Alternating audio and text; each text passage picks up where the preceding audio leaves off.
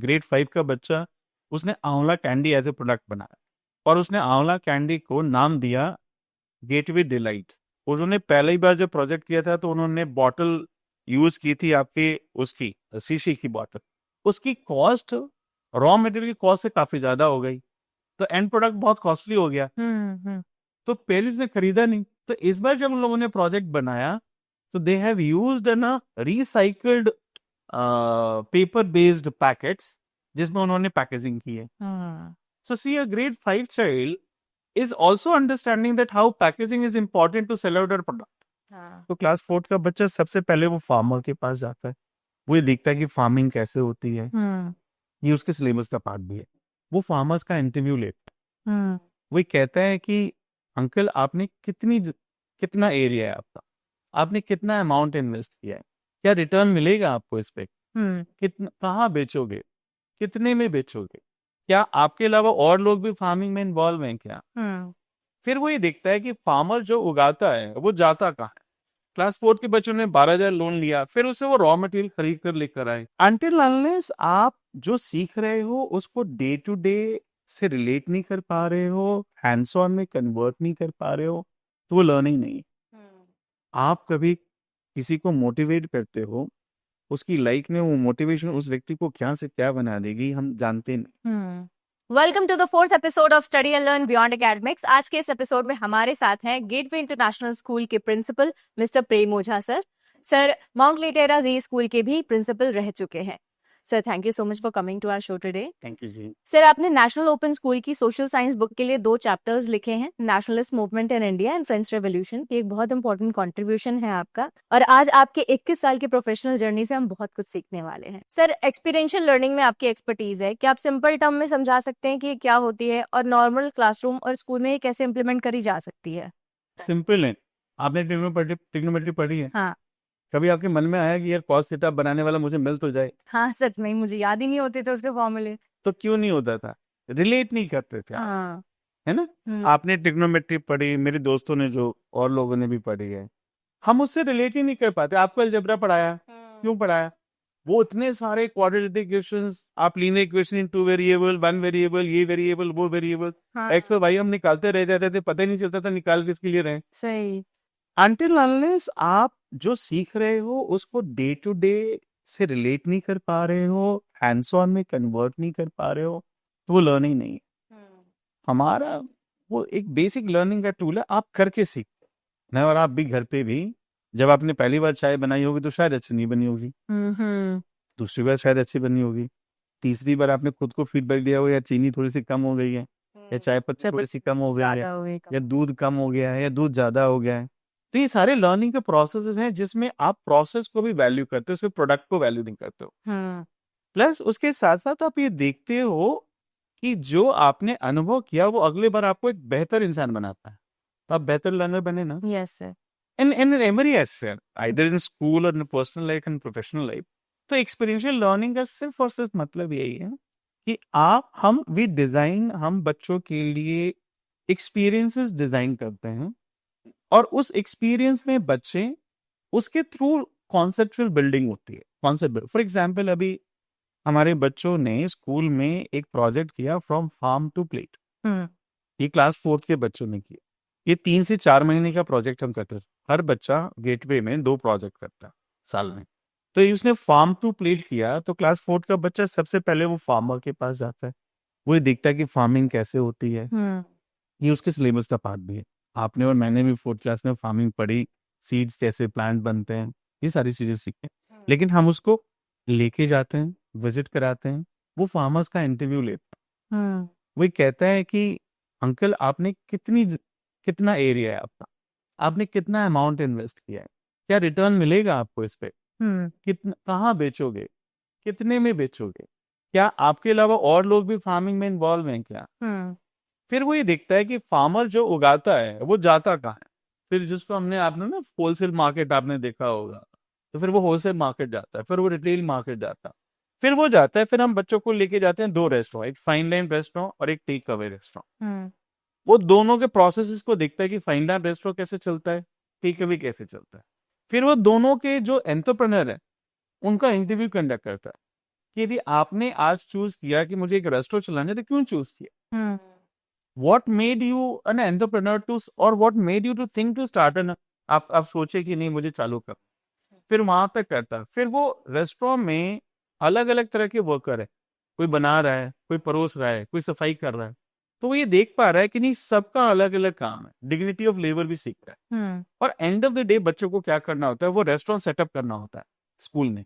अच्छा तो they take loan from me, तो अभी उन्होंने मुझसे 12,000 रुपये लोन लिया है, हम्म क्लास 4 के बच्चों ने क्लास 4 के बच्चों ने बच्चों ने क्लास 4 के बच्चों ने 12,000 लोन लिया, फिर उसे वो रॉ मटेरियल खरीद कर लेकर आए। क्लास 5 के बच्चों ने, तो उन्होंने पूरा सेटअप पूरा है, और उनके पेरेंट्स आते हैं और वो सारा देखते हैं, तो हम लर्निंग को कल्मिनेट करते हैं, मतलब लर्निंग को एंड करते हैं।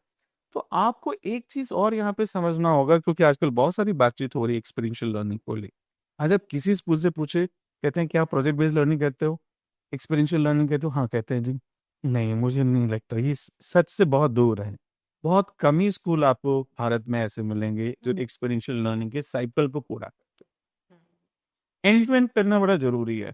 तो हमारे यहाँ ग्रेड 1 से लेके ग्रेड 8 तक हर बच्चा 2 प्रोजेक्ट्स करता है, और 3 से 4 महीने का एक प्रोजेक्ट होता है, और लास्ट में उसको कल्मिनेट करना है, कोई प्रोडक्ट क्रिएट करना। तो जैसे वो वहां पे रेस्टोरेंट पुटअप करता है, उसी तरीके से ग्रेड 5 का बच्चा, उसने आंवला कैंडी एज ए प्रोडक्ट बनाया, और उसने आंवला कैंडी को नाम दिया गेटवे डिलाइट। ओके तो उसको मालूम है कि ब्रांड कैसे बनाता है, मार्केटिंग कैसे की जाती है। फिर हमने ये डिस्कशन किया, उन्होंने पहली बार जब प्रोजेक्ट किया था तो उन्होंने बॉटल यूज की थी आपकी, उसकी शीशे की बॉटल, उसकी कॉस्ट रॉ मटेरियल की कॉस्ट से काफी ज्यादा हो गई, तो एंड प्रोडक्ट बहुत कॉस्टली हो गया, हम्म तो पेरेंट्स ने खरीदा नहीं। तो इस बार जब उन लोगों ने प्रोजेक्ट बनाया, तो they have used N recycled paper based packets, जिसमें उन्होंने पैकेजिंग की है। हम्म So see, a grade 5 child is also understanding that how packaging is important to sell out their product. हाँ ये grade 5 का बच्चा करता है। So this is the power of experiential learning. Activity based learning और experiential learning में फर्क है। जब हम या आपको प्रोजेक्ट्स दिए जाते हैं, तो आपको भी तो स्कूल में प्रोजेक्ट्स मिलते होंगे। हाँ कुछ प्रोजेक्ट्स आप बनाते होंगे, कुछ प्रोजेक्ट्स आपके पेरेंट्स बनाते हो, कुछ आप दोस्तों से बनवाते होंगे, कुछ को आपने किसी शॉप से खरीदा होगा, कुछ को कॉपी किया कुछ को होगा कॉपी किया होगा। वाई? बिकॉज मैं और आप जब प्रोजेक्ट सबमिट करते थे ना, सिर्फ वो सबमिट हो जाता था, ना हमें उस पर फीडबैक मिलता था। वो ग्रेडिंग भी अकड़ बकड़ बम्बे बो पे देखी, खत्म करती हूँ जो टीचर के नजदीक था उसको अच्छे ग्रेड्स मिल गए, जो टीचर से दूर था उसको ग्रेड्स ही नहीं। मैंने देखा कि जो मैंने SUPW में प्रोजेक्ट मुझे मिला था सीरीज में, मुझे बल्ब की सीरीज बनाने थी, मैं केंद्रीय विद्यालय से पढ़ा हूँ। मैंने देखा कि उस टीचर ने जाके जितनी की लड़ियां थी बाद में इलेक्ट्रिक शॉप पे बेच दी, दिवाली में लोगों के घरों में काम आई वो। तो प्रोजेक्ट्स तब भी होते थे, प्रोजेक्ट्स तब भी असेंबल होते थे। इट इज, आज बड़ा जरूरी है प्रोजेक्ट को प्रोसेस का हिस्सा बनाना।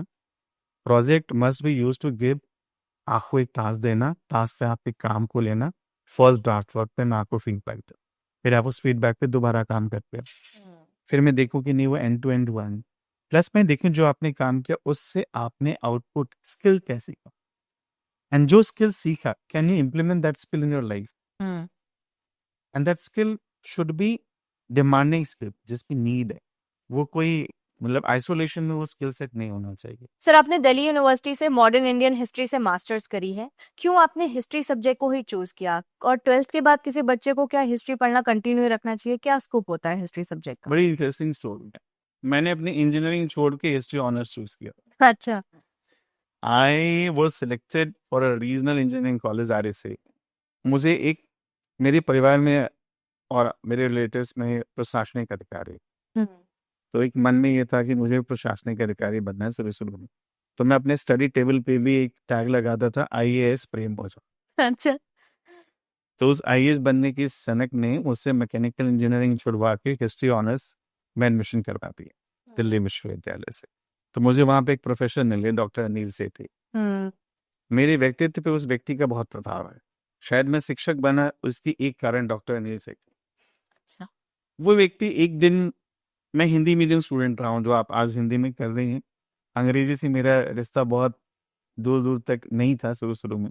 तो मैं हिंदी मीडियम क्लासेस में कोई प्रोफेसर आते ही नहीं थे दिल्ली यूनिवर्सिटी, और मुझे नुकसान हो रहा था। तो मैंने एक दिन इंग्लिश मीडियम वाली क्लास थी, लेकिन उस दिन जब मैंने क्लास की तो सारा मेरे सर पे ऊपर से चला गया, कुछ समझ में नहीं आया। तो डॉक्टर अनिल सेठी ने उस दिन, वो पढ़ाते थे, उन्होंने कहा कि उन्होंने एक टास्क दिया हम लोग को, व्हाट इज हिस्ट्री को डिफाइन करना। तो हमें एक पन्ने पे ये लिखना था कि इतिहास आपके लिए है क्या। तो हम सब ने लिखा। फिर उन्होंने कुछ दिन बाद ये बुलाया और बोला कि भाई ये पर्चा किसने लिखा है। तो मैं खड़ा हुआ, मैंने कहा ये क्या गलत लिख दिया। उनकी एक साबस ने और एक बैटिंग ने आज आपको एक प्रेम शिक्षक के रूप में दे दिया इस देश को। देखिए ये फर्क होता है, एक शिक्षक का प्रभाव ये होता है। आप कभी किसी को मोटिवेट करते हो, उसकी लाइफ में वो मोटिवेशन उस व्यक्ति को क्या से क्या बना देगी हम जानते नहीं। उस दिन के मोटिवेशन ने एक शिक्षक बना दी, नहीं तो मैं तो आईएएस बनने चला था। हाँ, मैं तो सब कुछ छोड़ छाड़ के आईएएस बनने आया। तो वहां से मेरी हिस्ट्री की जर्नी चालू हुई, और मैंने हिस्ट्री चूज किया था simply to be an IAS officer, that's it. शिक्षक बनने के लिए नहीं चूज किया था। मेरे को बहुत हिस्ट्री से प्यार था, ऐसा भी नहीं था। अच्छा। हाँ, मतलब मुझे तो मैथ्स और फिजिक्स से प्यार है। अच्छा।